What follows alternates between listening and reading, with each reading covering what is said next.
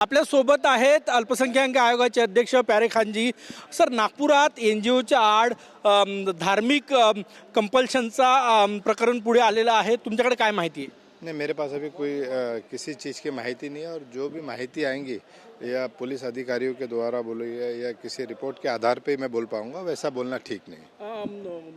काही धर्म परिवर्तन किंवा जबरदस्तीनं रोजा ठेव नमाज पठण कर असं काही प्रकरण आहे? नहीं, अभी ऐसा कोई प्रकरण के बारे में मेरे पास कोई ये नहीं आया। और प्रकरण के बारे में आएगा तो उसकी आधिकारिक पुष्टि करके बोला जाएगा, क्योंकि महाराष्ट्र के जो हमारे मुसल मंत्री श्री चंद्रशेखर बावनकुले जी ने भी कहा है कि भाई कोई भी चीज़ किसी ने भी बोलने के पहले उसकी पुष्टि कर लेना चाहिए, उसके बाद बोलना चाहिए।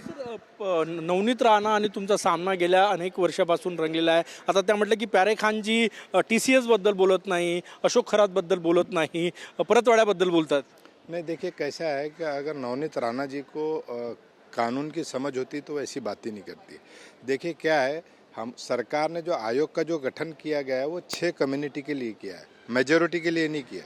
माइनॉरिटीज़ की अगर कंप्लेंट आएंगी हमारे पास तो हम उसी पर बोल सकते हैं। हम कानून के अंतर्गत हमको काम करना है, कानून के बाहर जाकर काम नहीं करना।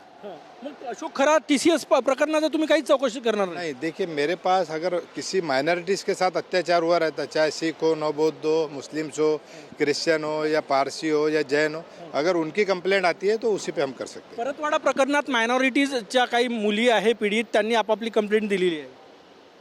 कहाँ की? त्यांनी आपला बयान नोंदवलेला आहे कहाँ की? परतवाड़ा प्रकरण। परतवाड़ा में। तो वो देखिए हमने उसको तैयार किया। एक 15-16 साल की लड़की थी। और हम सारी लड़कियों को जितने भी हैं उनको बोल रहे हैं कि आप सीधा सीधा जाके पुलिस में सिंगल FIR करवाएं और ऐसे आरोपी को फांसी तक पहुंचाना है। शेवटचा प्रश्न सर, परतवाड़ा प्रकरणात किती अल्पवयीन मुली तक्रार देणार आहे अजून किंवा बयान नोंदवणार आहे? अभी हम 2-3 लड़कियों को और तैयार कर रहे, बच्चियों को तैयार कर रहे कि उनके खिलाफ जाके कंप्लेंट करें। मेरी फ्लाइट। कॅमेरामॅन सचिन सयामसह गजानन उमाटे, TV9 मराठी, नागपूर।